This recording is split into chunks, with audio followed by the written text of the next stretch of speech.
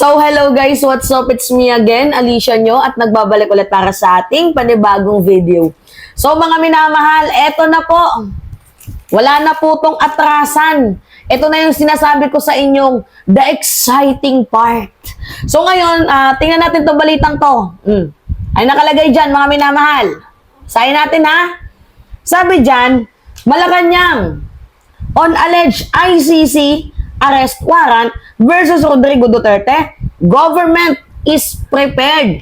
So once na-finalize na po ng Malacanang, nag-announce na ang Malacanang na yung warrant of arrest patungkol nga po dito kay former President Duterte, dahil wala naman po talagang police power ang ICC, bagkus PNP pa din natin ang huhuli kay Digong.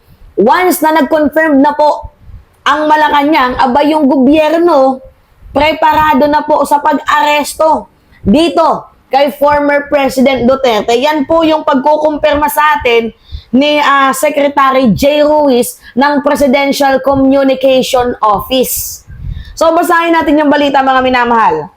Sabi dito, Malacanang on Sunday ensured readiness amid speculation that the International Criminal Court ICC has alleged already issued a warrant of arrest against former President Duterte.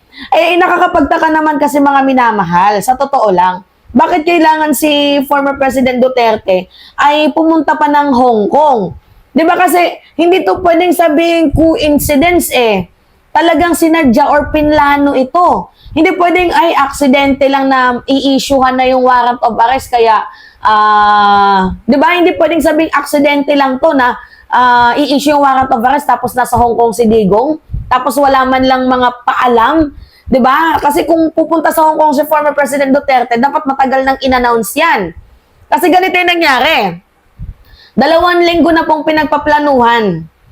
Di ba? Ang paghuli nga po dito kay former President Duterte. So, 2 linggo na pong pinagpaplanuhan ng mga kapulisan ng bansang Pilipinas. Kaso ang nangyari, mga minamahal, mukhang may nag-sprikitik dyan sa kabilaan. Kung kaya't ang nangyari ay nalaman ng kampo ni former President Duterte na mukhang aarestuhin na nga siya mismo. Kaya siguro, lumipad itong si Digong sa ibang bansa. Hindi natin pwede sabihin na coincidence lang lahat ng nangyari. Hindi to coincidence, mga minamahal. Talagang sinadya ni Digong na pumunta ng ibang bansa at pinalabas lang nilang front yung papasasalamat nila sa mga OFW. Kaya maraming salamat din sa'yo, former Senator Antonio Trillanes. Diba? The ball is rolling. Napaamin mo si Digong. Diba? Kung hindi dahil kay Trillanes, mga minamahal, diba? Siguro, I think, malabo pa din tong warrant of arrest na to. Buti na lang, si former Senator Antonio Trillanes, kinumpuni niya lahat ng mga physical evidences. Lahat, simulat sa pool, kinumpuni niya. Tingnan nyo naman, nagbunga din, mga minamahal. Diba? So ngayon, sa mga hindi din pala nakakaalam, yung Hong Kong is an administrative region ng China. Special administrative ng China. Na kung saan, mga minamahal, yung ICC warrant na yan, wa-effect yan. Wisba, walang epekto yung ICC warrant na yan dahil nga, special administrative region ng China ang Hong Kong. Kahit sinong mapera, pwedeng pumunta dyan, pwedeng takasan na kanilang kasalanan as long as na-ayjud ka kwarta, mayaon ka kwarta, you have a money, pwede mong takasan ang kasalanan mo kapag ikaw ay hinahabol ng International Criminal Court and once na yung China, diba, ay pumapabor din sa'yo. So, meron ka talagang pagtataguan. Alright, going back sa ating topic, sabi dito, we've heard that an arrest warrant has been issued by the International Criminal Court against former President Duterte for crimes against humanity.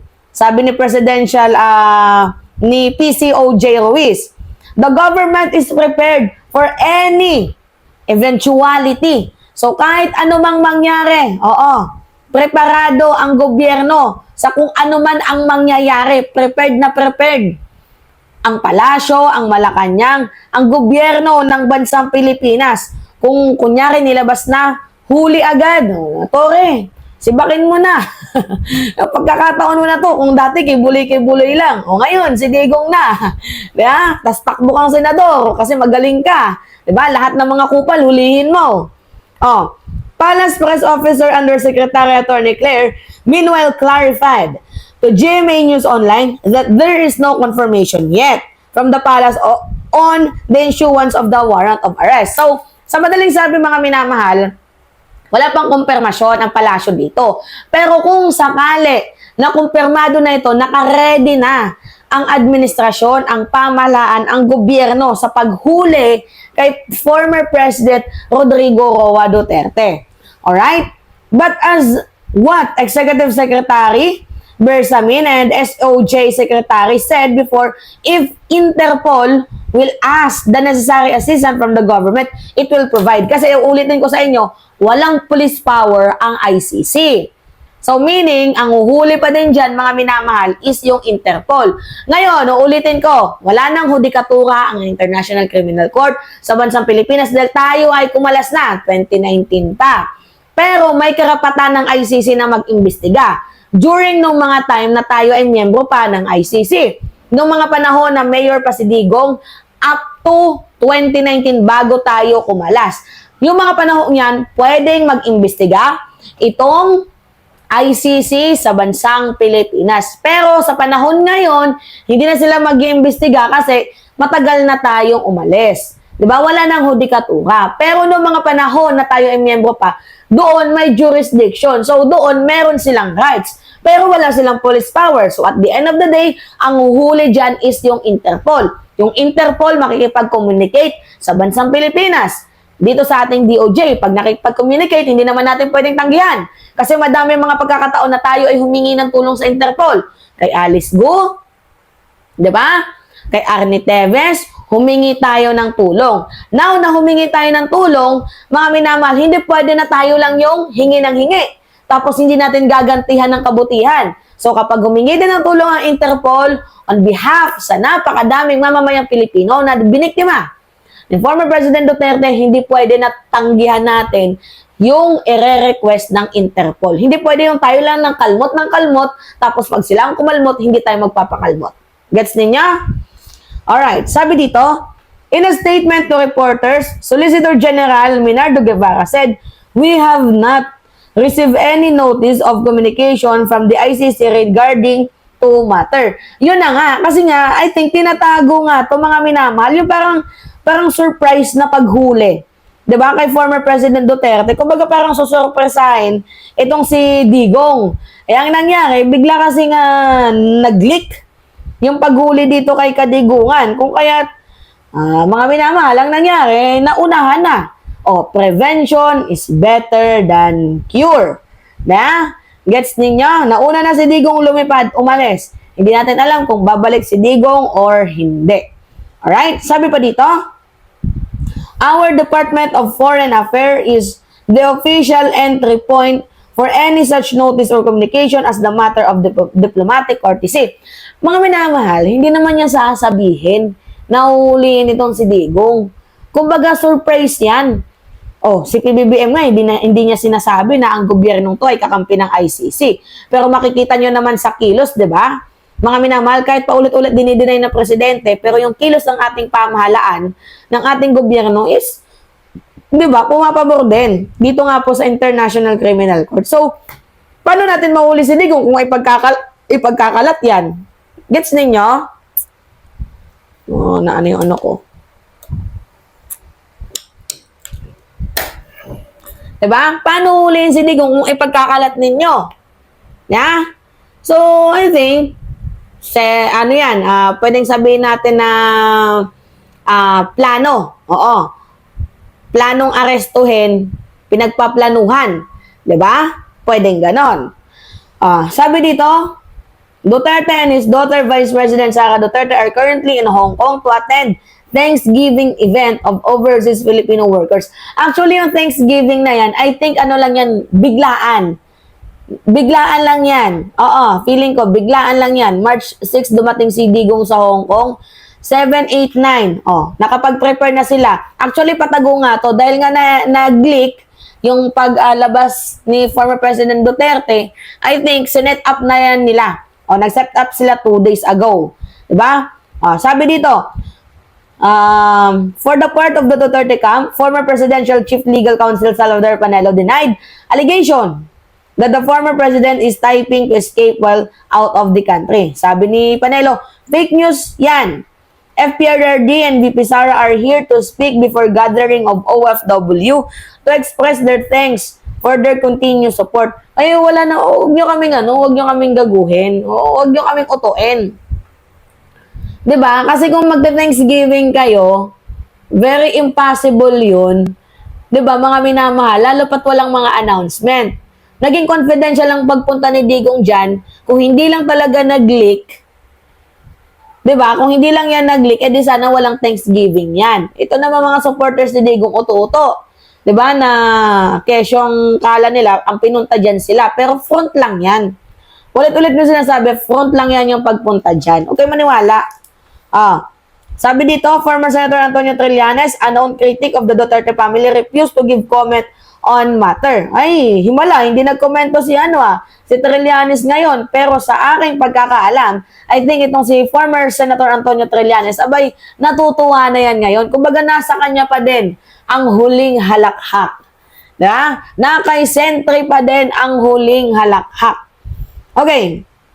Sabi dito, the ICC has been investigating Rodrigo Duterte and other top officials of his administration for crimes against humanity over the alleged systemic drug war deaths in police operation.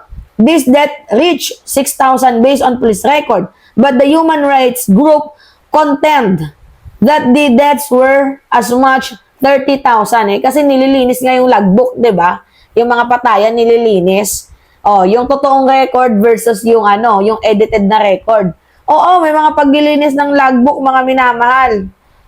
Tingnan nyo, pakita ko sa inyo Doon nga lang sa Davao, nililinis nila yung logbook na yan Hanapin natin yung paglilinis ng logbook.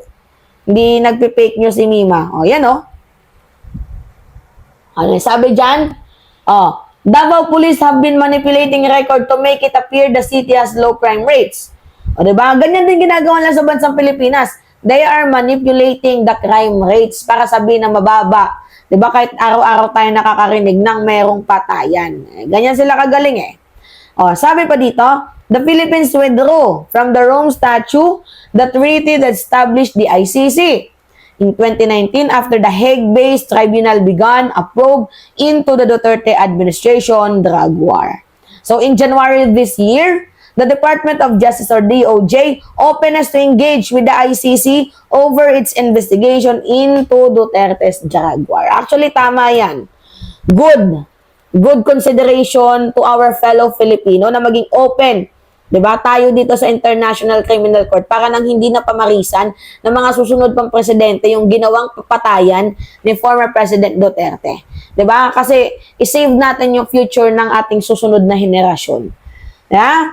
Bersamin maintained that the Philippines has not changed its position as regards the ICC and the country's withdrawal from it. However, if the ICC curses its request through the Interpol, he said the government will certainly respond to it. Kagaya nga nasabi ko sa inyo, yung tindig ng administrasyon na to is hindi sila makikipag-cooperate sa ICC. Gawa nga ng walang jurisdiction. Pero kung yung Interpol, diba, ang makipag-cooperate sa Pilipinas, abay, susundin nila, pagbibigyan nila yung request. Actually, kahit wala namang jurisdiction ng bansang Pilipinas, mga minamahal, ang ICC wala pa din naman yung police power. So, at the end of the day, yung batas na kay Interpol. So, kay Interpol kayo matakot. Kaya takot ang mga Duterte dito sa Interpol na to Lalo pat si Bato, may red notice. Diba? Siguro I think kaya hindi sumama si Bato de la Rosa, mga minamahal dyan sa Hong Kong. Kasi diba meron siyang blue notice ba yun or red notice na kung saan nilulook out siya. So pag sinama siya, malalaman, matatrack kung saan sila pupunta. Diba? Matatrack.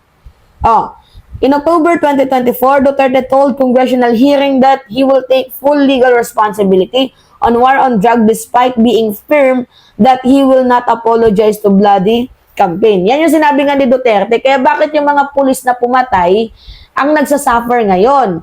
'Di ba dapat si Digong? Kasi si Digong ang may utos at ang sabi ni Digong, 'di ba, aakuin niya lahat ng responsibilidad. Aakuin pala lahat ng responsibilidad eh. Bakit may mga pulis na nakukulong?